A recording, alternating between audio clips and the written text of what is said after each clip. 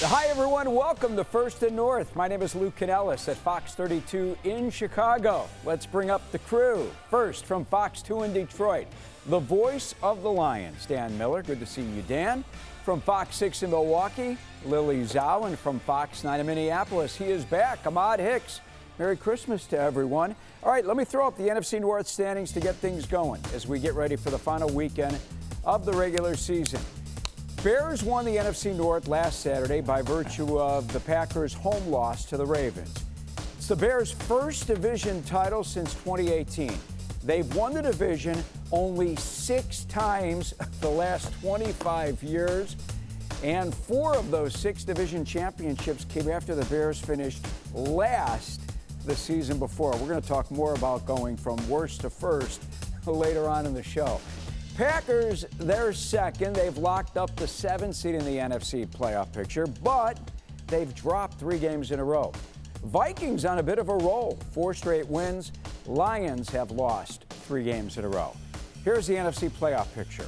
Number 1 seed will be decided Saturday night when Seattle and San Francisco play.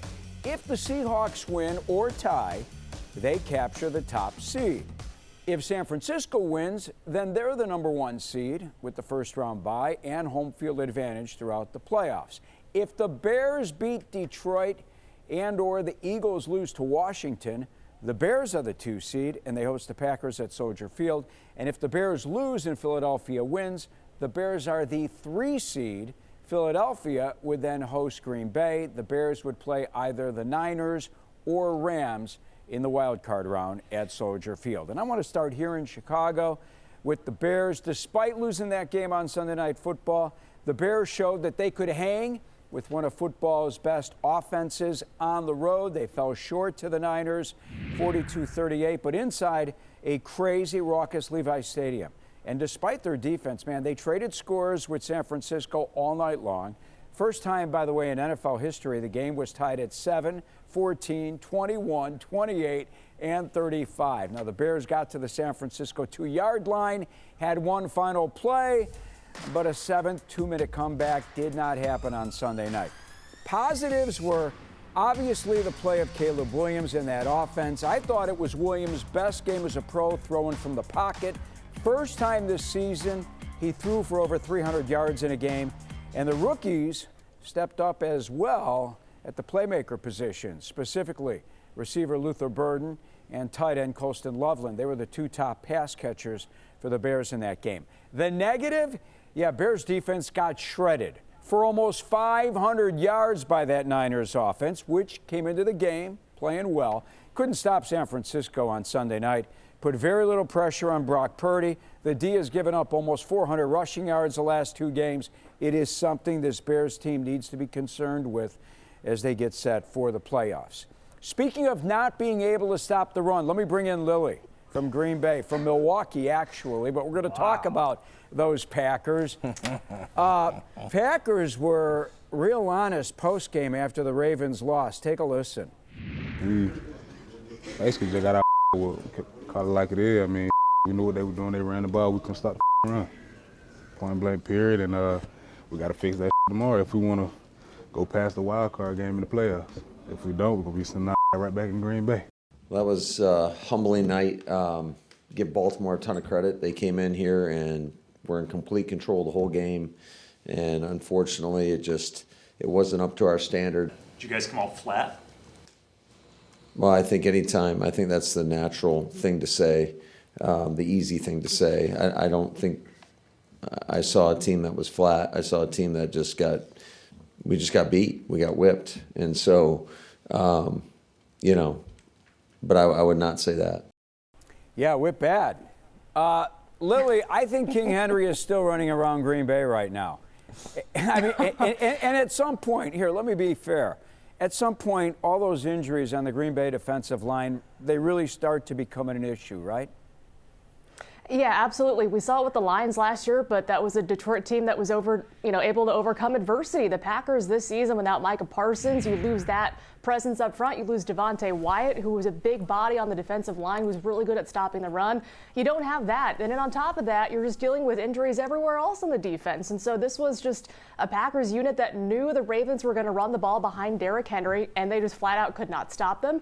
Talk about really good players on this defense. Quay Walker didn't have his best game, so when you can't tackle in the middle level, that's what happens. I mean, he ran wild, 216 yards by Derrick Henry on the ground, the most given up by to an opposing opponent in Lambeau Field history. 307 total rushing yards given up by this Packers defense. That simply cannot happen, especially in Week 17. You could talk about the injuries, the lack of focus, the fact that they had clinched a playoff spot already. I think all of that comes into play, but a performance like that is pretty concerning in Week 17. And then you have the Ravens following the Bears lead with the Cheese Graters. I mean, the Packers are kind of being made a mockery of, and that's something that can't happen moving forward. But this performance on Saturday night was abysmal, guys. Yeah, those Cheese Grater hats are becoming very popular. Dan, what happened to the Lions Christmas Day? Turnovers, man. You can't turn the ball over 6 times and expect to win a game. And it was interesting because they went into that game #1 in the NFL in not turning the ball over. But in that game, it became an issue. But it really looked like the first Minnesota game. They just didn't handle that front. And it's been one of the issues they've had to deal with this year is that offensive line not being a cohesive unit, not being on the same page, not communicating effectively. And in particular, when you play that Brian Flores defense, it becomes really difficult. And the glaring difference that you see with this line and the guys that were here last year, like a Kevin Zeitler and more importantly a Frank Ragnow, they played that Brian Flores defense 4 times, won all 4 times, scored over 30 points each time, at least 30 points. This year, they did not handle it well without those guys. You thought maybe the second time around it would be better. It wasn't. Losing to that offense that Minnesota trotted out there was a tough one. But in this league, you're not going to win if you turn it over 6 times. And they just did not handle the heat. Yeah, Dan's right, Ahmad. The 6 turnovers, obviously, you're going to lose that football game. But I want you to look at the entire 4-game win streak. What's been the biggest reason behind this turnaround in Minnesota right now? Defense, defense, defense. And can we just take a second to sit here and talk about how the Vikings are 3rd in the division right now with possibly one of their worst offenses they've trotted out in the last 4 or 5 years under head coach Kevin O'Connell. I don't think anyone predicted that. I think we all predicted the Detroit Lions to be first in the NFC North. So quite a turnaround here, especially for a team that was 4-8 just 4 weeks ago. I think you have to credit the defense and the defense only in this one. I think when people think about the Vikings early, whether midseason struggles, people don't provide a lot of context and mention the fact that Blake Cashman and Andrew Van Ginkel missed a significant amount of time after that first game against the Bears in the regular season opener. Since those 2 guys have returned, the whole defense has been clicking and playing as one, and that's what you've been seeing through weeks 14 and 16 right now, just giving up 12 points a game, 10 takeaways. I mean, they went the whole season with 11. Now they're starting to ramp things up. So I think it all centers around Blake Cashman, Andrew Van Ginkel, and the offense starting to do something other than this game on Christmas. That was pretty abysmal offensively, but I think J.J. McCarthy was able to sustain drives, give the defense a break, and then they can go out there and pressure their quarterback. What I love about Ahmad Hicks, and I'm so happy you're back, is you always provide a ton of context. So I've got one for you, and I want Dan to jump in as well. If the NFL adopted a playoff format like the NBA, the Vikings would be playing the Packers this weekend for a playoff invite. San Francisco, the Rams, Bears, Eagles, and Pack would all be in, but the Panthers, Cowboys, Buccaneers, Lions, and Vikings would all be playing this weekend to get into the playoffs. And again, Ahmad and Dan, since both the Vikings and Lions are part of this discussion, and I'll start with you, Ahmad, I want your opinion. Should the Vikings feel cheated at this point, like they belong in the playoffs more than the Buccaneers or the Panthers from the NFC South?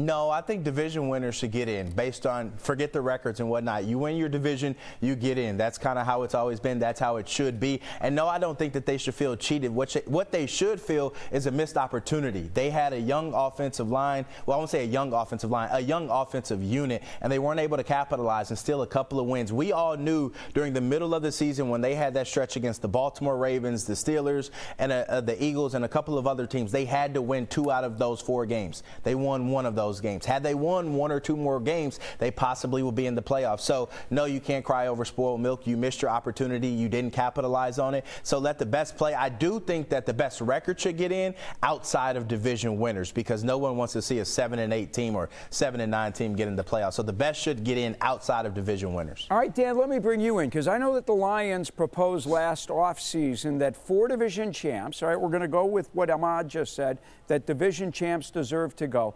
They proposed the 4 division champs and 3 wild cards from each conference make the playoffs and be seeded by record. Do you agree with what the Lions proposed? But that's different than saying you get in based on record. Yes. That's seeding based on Yes. record, which I wouldn't have a problem with if you wanted to do that. But I agree with Ahmad. I do think that your division winners should, I think, get preferential treatment in the first round in particular. Top seeds should get a bye. Next 3 should get home games. Look, these things are cyclical. If you want to seed them by record after that, that's fine. I don't necessarily know that I would seed them by record to start with. It's cyclical. We've seen years where the AFC or the NFC East is a beast. We've seen years where the NFC West had a losing team in Seattle win the division, won a playoff game. This year you got 3 teams that are absolutely rolling in the West. So I do think you have to award teams for winning a division. After that, I like the system that they have right now. If you want to talk about reseeding them after the first round, that's a different discussion. All right, Lily, let me bring you back because the Packers have not won a division title and have been the 7th seed for what now, the last 3 years since Aaron Rodgers left. Do people talk about that in Green Bay? Is that an indictment against Jordan Love? I don't think it's an indictment against Jordan Love, but, you know, it is what it is. They just haven't played to their level of getting a seed higher than 7. It just seems like that's kind of been their ceiling thus far. But, you know, had the Packers won a game against the Ravens and, you know, the Bears dropped 2, we're talking about them being a potential 2 seed. So, you know, it is what it is. It's been tough, and it's been tough sledding. And I will say, even in the, you know, LaFleur era, you see there in the early 2020s when Aaron Rodgers was still in town, they had home field advantage, were a top 1-2 seed and still couldn't get it done and go all the way to the Super Bowl. So it's not ideal. You know, Packers fans, and they want their team to win the NFC North every year. They want this team to be a top contender in the playoffs, but it just hasn't come to fruition the last couple of years. But it's not to say it can't happen next year. Again, this is a Green Bay team. Make no excuses. Every team's dealing with injuries, but they've lost a lot of really good star players this season, and it's just hard to do. Yeah, they lost their best player, Micah Parson, had successful surgery on his torn ACL Monday. He was all over social media. There he is right now with his picture. Not only did Packers fans, but everyone who follows the NFL, everyone wants to know, when is he going to be back? What are you hearing? If you're asking Micah Parsons, it's September, which, again, guys, is going to be a crazy quick comeback from an ACL surgery, and just getting that body back and getting your leverage back and getting the strength back. It's going to be, you know, a tough hill to climb, but Micah Parsons, I think, is a guy that's up for it. You know, he did post a couple days ago as well that, you know, it's been just a mentally and physically tough journey dealing with that. And I think part of it is not being able to be on the field and play for his team. But in terms of the road to recovery, Christian Watson also, you know, kind of quote tweeted that and said, you know, we're kind of waiting for you. Christian Watson got back on the field in 10 months, so we'll see if Micah Parsons can do it in about 9. I think it'll be, you know, maybe the start of the regular season or first couple of weeks, and that's hopefully when he will target to be back on the field. Give me 30 seconds. Green Bay's defense, it's really struggled without Parsons coming off the edge. Rashawn Gary's been a huge disappointment. This guy was given a $96 million contract a couple of years ago, an extension. He has not delivered. He's gone 9 games without a sack, quarterback hit, tackle for loss. Matt LaFleur losing confidence in Gary at all?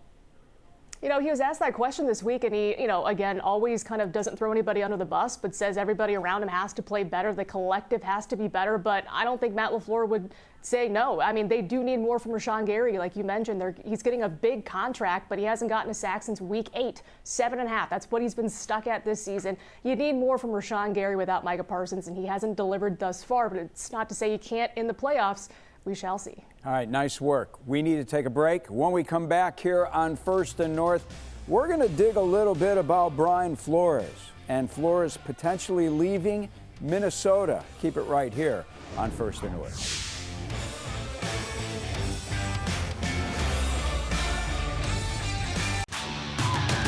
It's Bears. What a day for football. It's game day. No better way to start off the season than right here at the Walter Duck. It's live. To be out here with the Bears fans. They are ready. Bears game day live Sunday at 9:30 on Fox Chicago.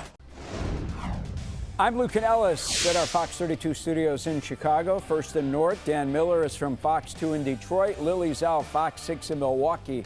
And Ahmad Hicks, Fox 9 in Minneapolis. All right, Lily, you closed the first half. Now you're getting the kickoff here in the second half. I'm going with you to start things. Jordan Love working through concussion protocol. Do you think he plays against the Vikings? I don't think so. I mean, if there was something to play for in Week 18, potentially, but I think right now the Packers cannot tempt the injury gods any longer. They can't. They just physically can't do it. So I don't think you see Jordan Love out there.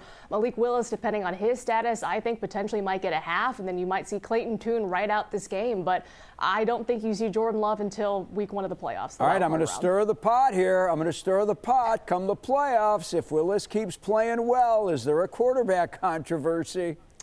Absolutely not. There is no quarterback controversy in Green Bay. I know that's been the narrative around the nation potentially. Is Malik Willis going to, is he better than Jordan Love? Credit Malik Willis and credit Matt LaFleur for what they've been able to do together. The growth that we have seen in Malik Willis, even last year when he got 2 spot starts, he's been absolutely phenomenal. Matt LaFleur has called a great game for him. His development has been fantastic, but there is no quarterback controversy. Jordan Love is the guy. He's their franchise player. Matt LaFleur had to reiterate, Jordan Love's the guy. Don't ask why. It is what it is. Malik Willis will earn a big paycheck in the offseason as a free agent. He will get a chance to start somewhere next year. The Packers will sorely miss him, but Jordan Love is QB1 and will be QB1 for the near future. All right, I have to relay this for our audience. I know in Green Bay they follow everything regarding the Packers, but for the audience watching in Detroit, Chicago, and Minneapolis, Willis's numbers since coming to Green Bay, they're ridiculous. The guy has completed almost 80% of his passes, 972 yards, 6 touchdowns, no interceptions.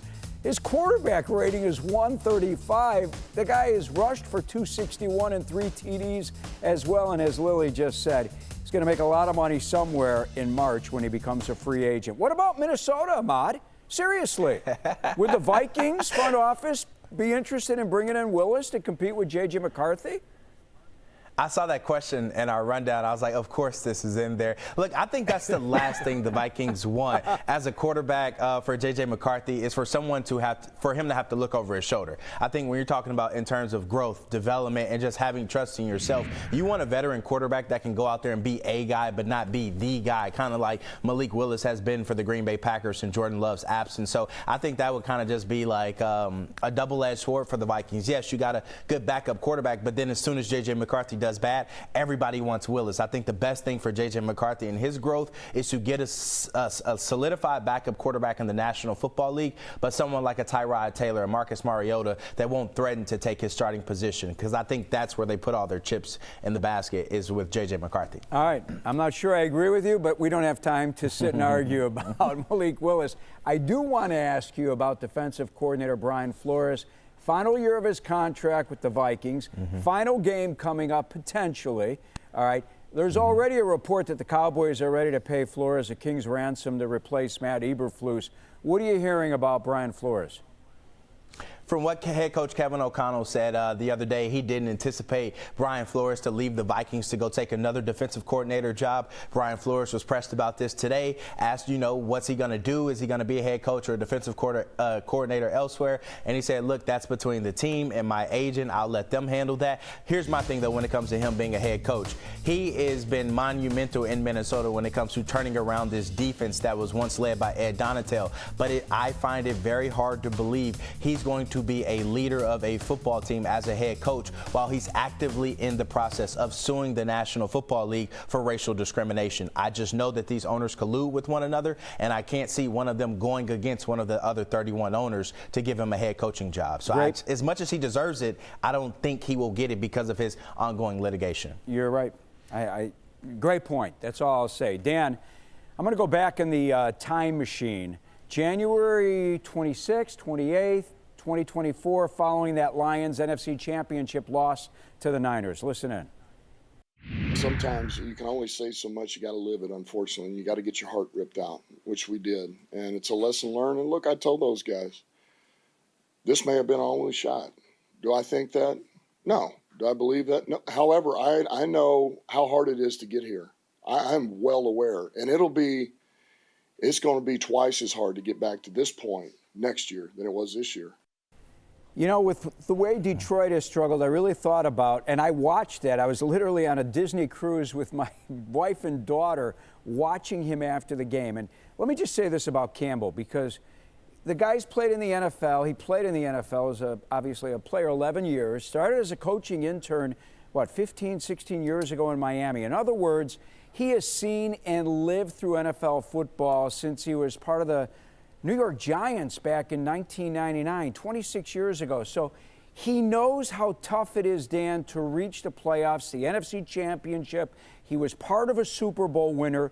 Do you think his players took him seriously when he made that comment back then?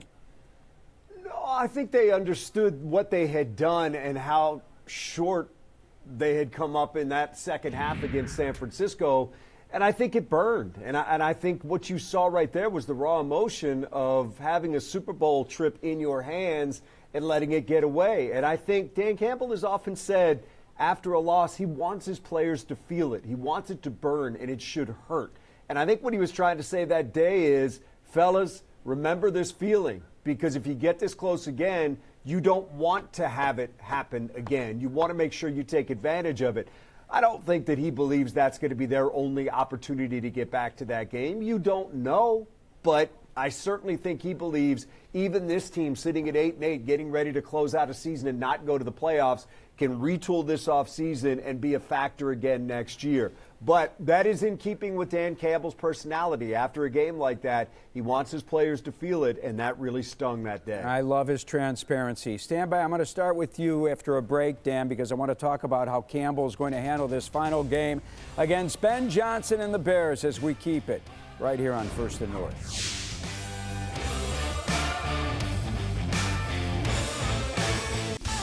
Final word for Chicago sports fans. This is what we wanted to see from the Bears. Chicago Sports Tonight, covering the big plays. Touchdown Bears! And the next moves. Join Luke, Cassie, and Tina. Chicago Sports Tonight, weeknights at 9:30 on Fox 32 Chicago. Final week of the regular season, Sunday at noon. Packers looking to build some momentum going into the playoffs against the Vikings, who are going for their 5th win in a row. America's Game of the Week, Ben Johnson and the Bears host the Lions in a rematch from the Week 2 beating the Bears suffered at Ford Field. Dan, I'm going back to you. How is Dan Campbell going to handle this game on Sunday?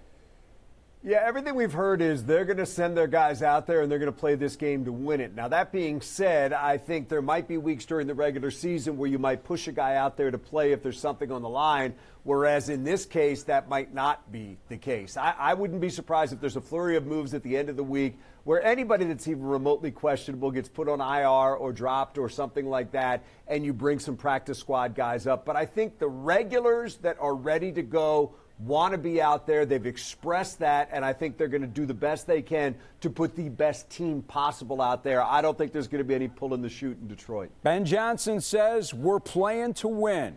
The 2 seed is at stake for the Bears. Ahmad, What does this winning streak the Vikings are rolling on right now mean for this team going into next season?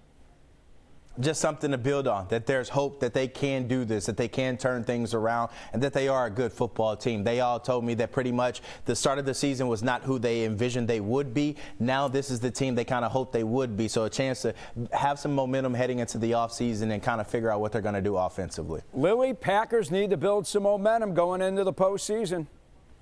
They absolutely do, especially on defense. We'll see if that can happen against Max Brosber and company. But I think the number one goal for these Green Bay Packers, stay healthy. They've been injury bitten all year long. Stay healthy in Week 18 as they go into the playoffs. All right, everyone, great show as always. What a year it's been. I thank you all for a great 2025, and I look forward to seeing you in 2026. Everyone have a happy new year. For Dan, Lily, and Ahmad, I'm Luke Canellis. Thanks for watching. We'll see you next year on First and North.